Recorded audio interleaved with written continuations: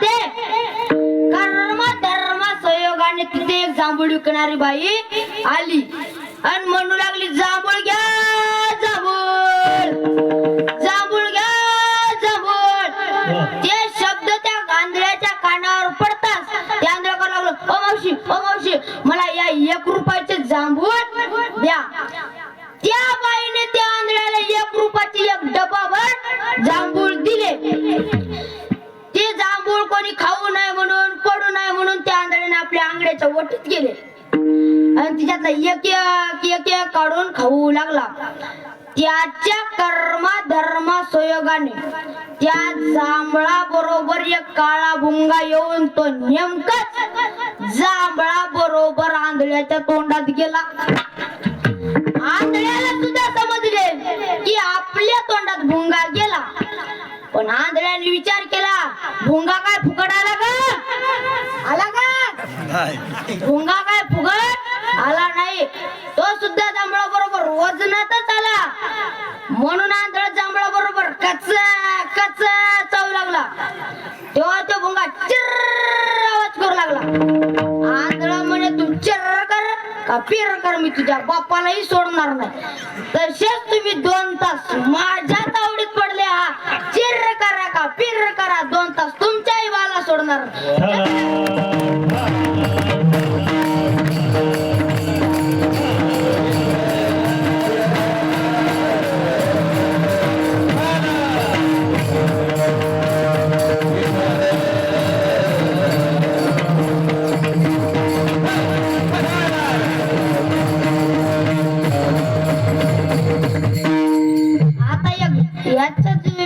दृष्टांत सापडता सांगतो तुम्हाला. आपल्या इकडं बाजार भरते का? कुठाला भरते? साखरा. आज रविवारच आहे वाटते, आज बाजार आहे. तर मग अशाच एका बाजार आलं, एक आजी 3 इचू घेऊन आली. किती? 3 इचू. कशा करिता? इकण्याकरिता. तुम्ही म्हणसा इचू कुठे इकायची चीज आहे का? पण त्या आजीने इचू आणली होती इकायला. आणि ते कसे आणले होते माहिती का तुम्हाला? एक होता मोठा आणि एक होता लहान आणि एक होता मध्यम. मग त्या आजीने असे मांडले पुढं. मग असाच व्यक्ती त्या आजीकडे गेला आणि आजीला म्हणाला, आजी हे इचू कसा दिला मोठा? आजी म्हणाली 10 रुपयाला. आणि मध्यम तोही 10 रुपयाला आणि लहान तोही 10 रुपयाला. तो माणूस म्हणाला, आजी इचू तर लहान मोठा आहे पण किंमत एकच काय? आजी म्हणाली, बाळा जरी लहान इचू असला तरी दणका सारखाच आणि मोठा असला तरी दणका सारखा. म्हणजेच कीर्तनकार लहान असला तरी चालेल आणि मोठा असला तरी चालेल.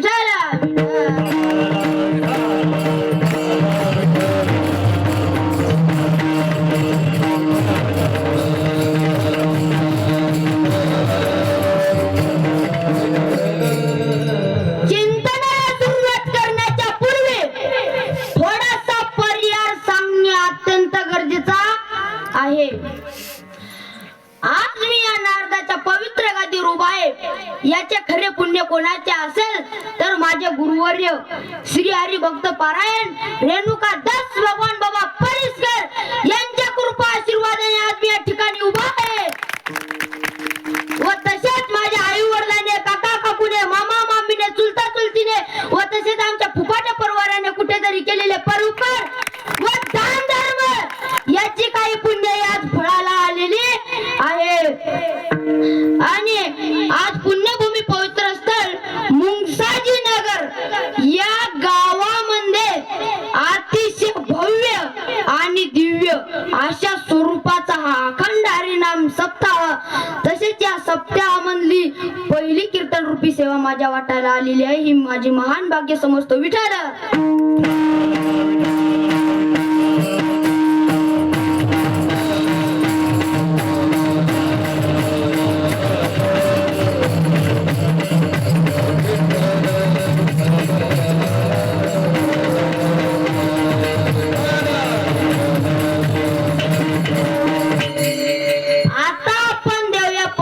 चिंतन करू. देव या पदाची शास्त्रात पदाची निर्मिती दिव्य या धातूपासून झाली आहे.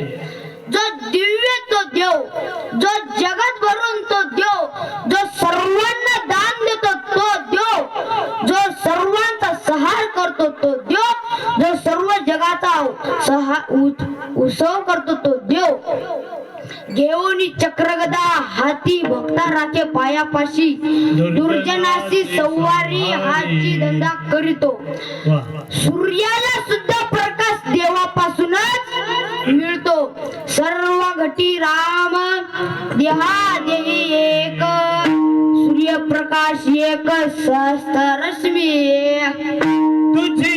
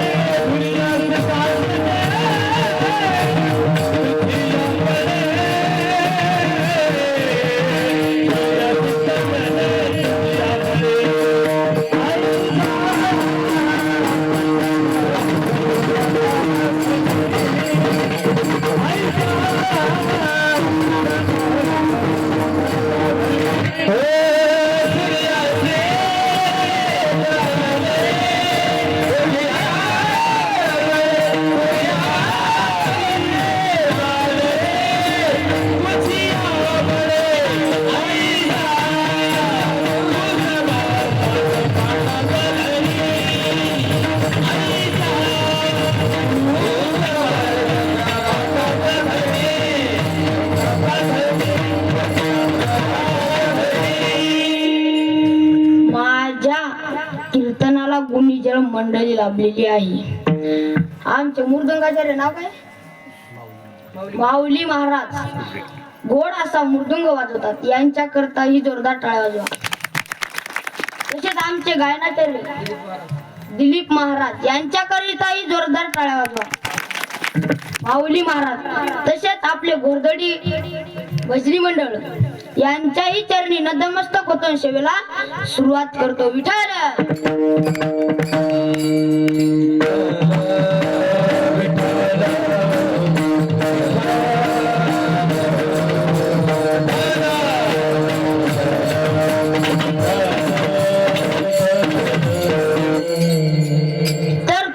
तुम्हाला आवाज यायला का? जर हे आवाज जर कोण पोहोचत असेल ना तर हे साऊंड वाले मामा संतोष दादा यांच्याकरिताही जोरदार टाळ्या वाजवा.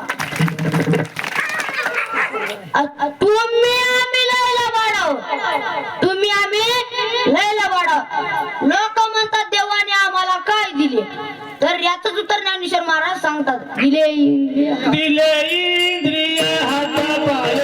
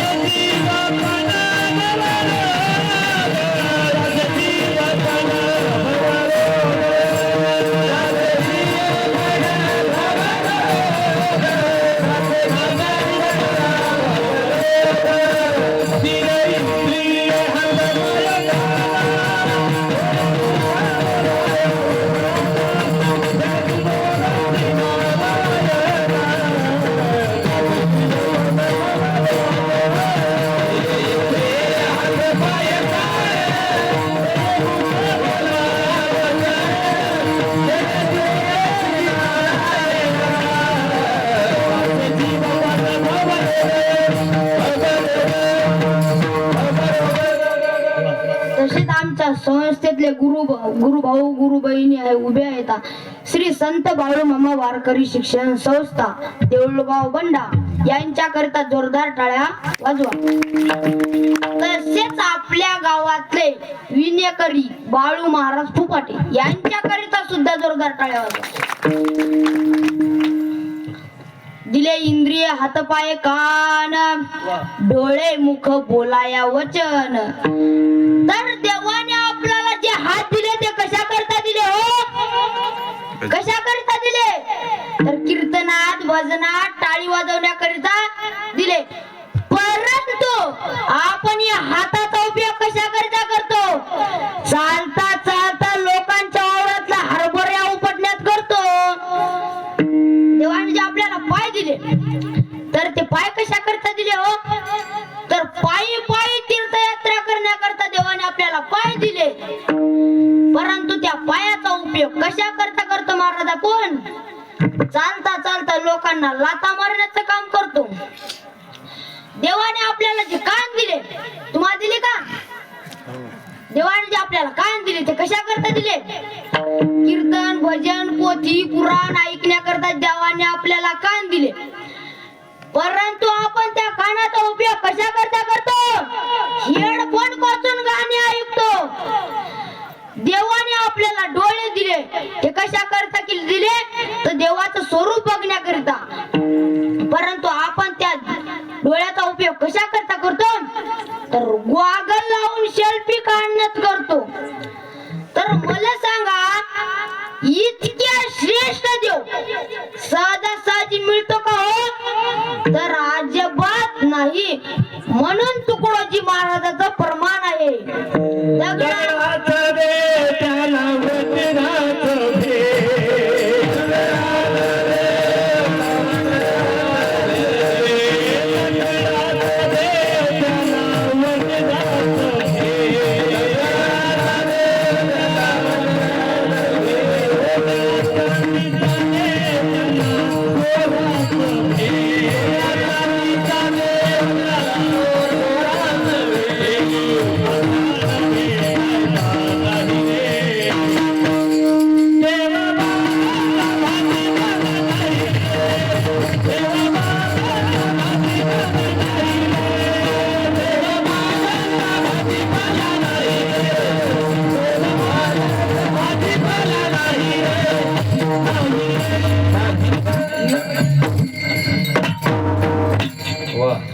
दगडाचा देव त्याला वडराचा देव, सोन्या चांदीचा देव त्याला चोराचा देव.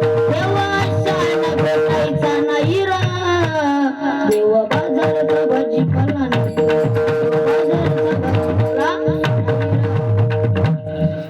शास्त्रात देवाचे 10 प्रकार सांगितले आहेत. काही ठिकाणी हिंदू धर्मात देवाचे 33 कोटी देव सांगितले आहेत. परंतु ते 33 कोटी देव नसून 33 प्रकारचे देव आहेत. तर तुम्ही म्हणताल कसं काय? तर हे रुद्रादित्याचे मेळावे, वसुहन साध्य आगवे, अश्विनी देव विश्वदेव विभवे, वायू ही हे जी. 12 आदित्य, 11 रुद्र, 8 वसु, अश्विनी कुमार. अश्विनी कुमार. विठ्ठल विठ्ठल.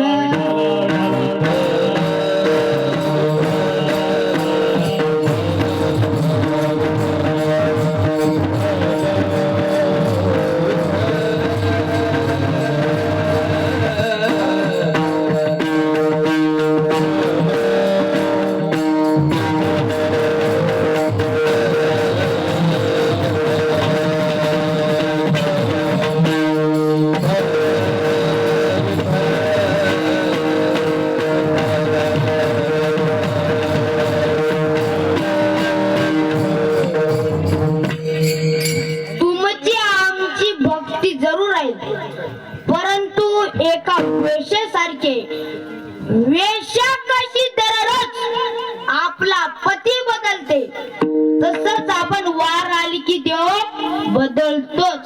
हे समजण्याकरिता तुम्हाला एक दृष्टांत सांगतो, म्हणजे तुमच्या लक्षात येईल.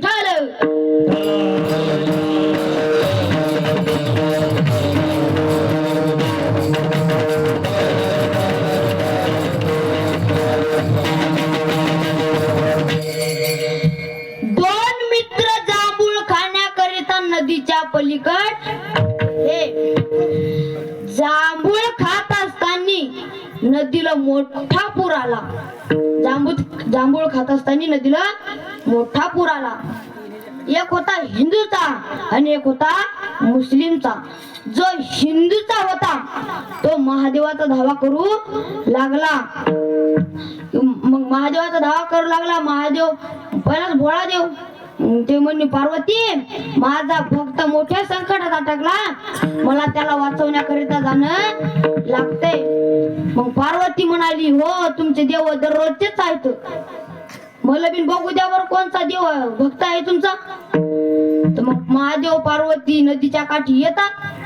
शिव म्हणी कव्हा येईल बा ते महादेव, नक्कीच त्या पार्वतीत गुतला असेल तर आपण पुरा संघ जातो वाटते वाहून. मग लगेच यानं देवीचं भजन केलं.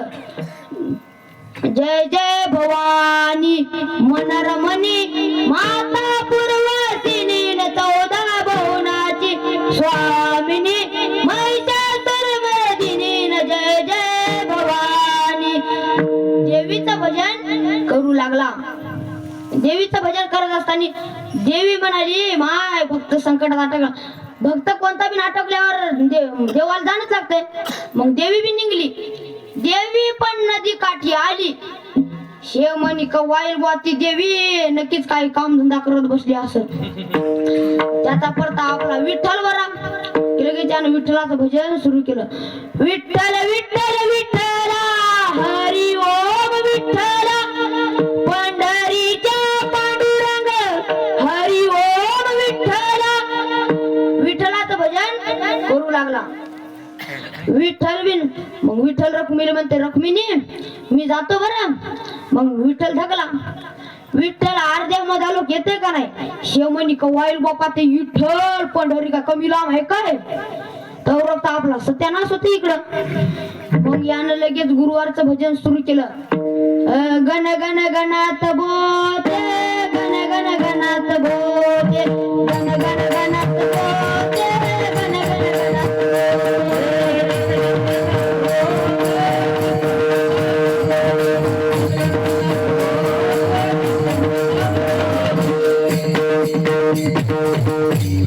असा गजानन महाराजाचा जप करू लागला. गजानन महाराज नेमकेच बिडी चिलम ओढत होते. गजानन महाराज नेमकेच चिलम ओढत होते. पण गजानन महाराजाला भजन इतक्या गोडा गाणार भेटला नव्हता का. मग गजानन महाराजांना आपली चिलम फुलीनं खाली एका हातात धोतर धरला वाटे लागले खन खन लगे नदीच्या काठी. पण याला दमच नाही निघला. हे म्हणी कव्हा येईल ते मथार तर आपण जातो बिन पुरा संगत.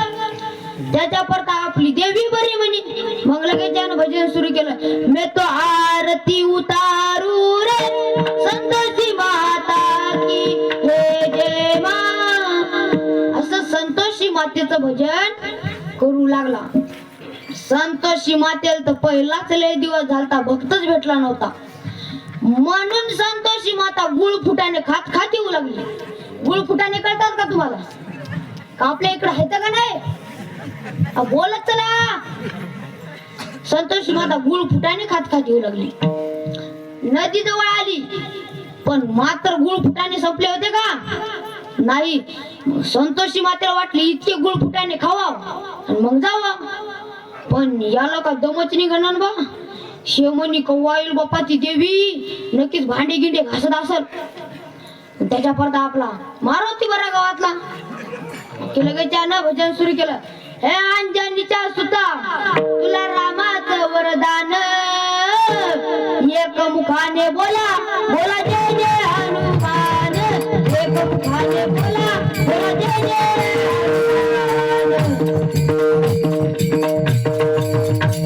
असं मारुती रायाचं भजन करू लागला. मारुती रायाने मंदिरातूनच उडी मारली डायरेक्ट नदीच्या काठीच. पण मारुती रायाने असा पाय उचलला नदीत टाकायला की याचं भजनच बदललं ना. शिवमणी कव्वाईल बापा ते मारुती नक्की त्या रामाची सेवा करत असेल. मग ठेवून आपला खंडोबा बरा लगेच त्यानं खंडोबाचं भजन सुरू केलं. मल्हारीची बारी माझ्या मल्हारीची बारी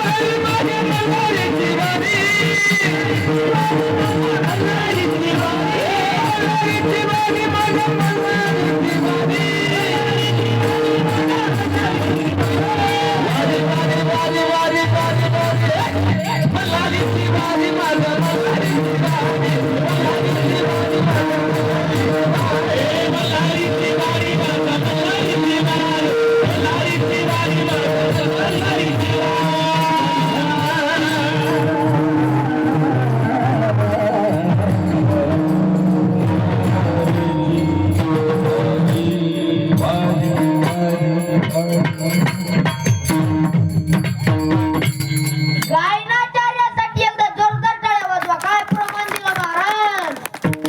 वा वा. असं 8 दिवस भजन रंगलं. जो मुस्लिमचा होता तो फक्त एकाच देवाचा धावा करू लागला. अल्लाह अल्लाह. त्याचा अल्लाह आला पण त्याला घेऊन गेला पण आपला पुरा सगळं वाहून गेला पण विठाल.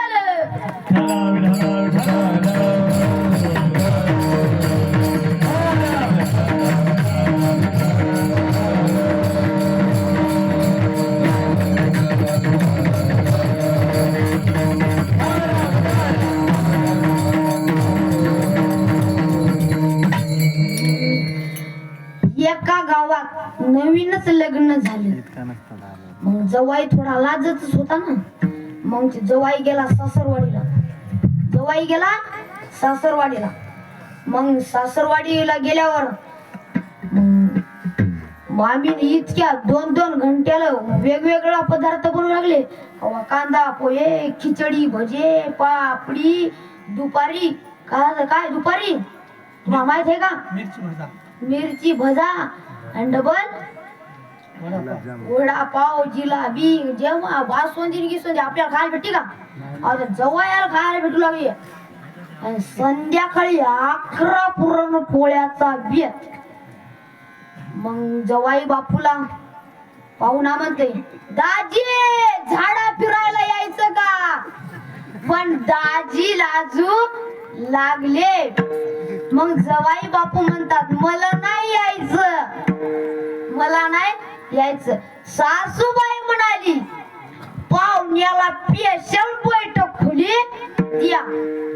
पाहुण्याला स्पेशल बैठक खोली दिली. पण जवाई बापूच्या का डोळ्याला डोळा लागणं 12 वाजले तरी जवाई बापू निरा आडंग बदलू लागले. कळतात का तुम्हाला?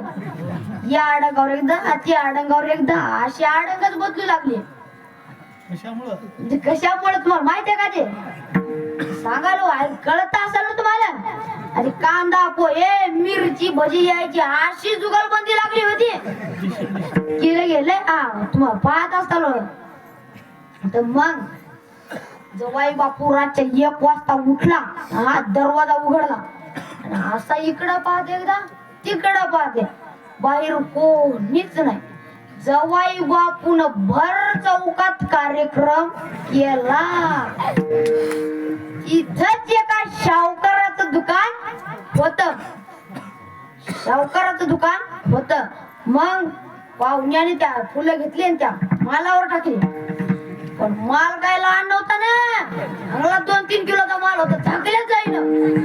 जवाई बापूने डबल फुलं आणले आणि त्या मालावर टाकले. मग कसा तरी माल झाकल्या गेला. मग जवाई बापूच्या डोळ्याला डोळा लागला. मग लगे आरामशीर जवाई बापूने हा बेत घेतला झोपायचा. आणि त्याच ठिकाणी त्या गावातला एक नित्य नियमाप्रमाणे एक पुजारी त्याच वाटेने देवाची पूजा करण्याकरिता जात होता. तर मग त्या पुजाऱ्याला वाटलं इथं देव निघला, या देवाची पूजा करा. अहो तो बसला आणि तिथं पूजा करत त्याच्या कटोरीतले फुल त्याने अर्धी इकडे टाकले, मस्त असं पाणी फिरवलं आणि उदबत्या खोसूनच दिल्या. आणि मग आपलं धोतर सावरलं, धकला पुढं ढकला. मग त्या देवाची पूजा केली आणि पहाट दिवस निघला. आख्या गावानं बोंब झाली. शाहूकाराच्या दुकानापुढे देऊ निघला, शाहूकाराच्या दुकानापुढे देऊ निघला. हा गाव पेटला लगे देव बघण्याकरिता. महिला तर पहिल्याच पुढं करणाऱ्या राहतात, कुठे बी पहा हायताच. महिलाची अशी रांग लागली, पुरुष मंडळी अशी दाबत दिलेली काही ना. मग असे आले महिला मंडळ, देवाला जातात तुम्ही खाली हाताने जाता का? खाली हाताने जाता का? तर मग त्या महिला मंडळीने असे फुलंच आणली होती, बकमच्या बकम. प्रत्येकीने किलो 2-2 किलो असे आणले होते. ते तिथे देवावर टाकू लागले. पण शावकाराला वाटलं निरा फुलाचा जानोडाच होईल, म्हणून देवाचा आशीर्वाद म्हणून जरा फुलं यायला तरी देवा. मग म्हणू लागले शावकार म्हणे जरा आशीर्वाद म्हणून देवाची फुलं घेऊन जा. पण काही माणसं लय चबरी राहतात, फुलं घेता ते म्हणाले वरचा देव घेण्यात काय मजा, जरा खालचा तरी देव बघू. हा दोघाची काय नाही असेच हात घातले. कोणी म्हणू लागलं देव नरम आहे, कोणी म्हणू लागलं देव गरम आहे. मग मला सांगा त्याच्या हातात त्याचं काय झालं असेल विठाल.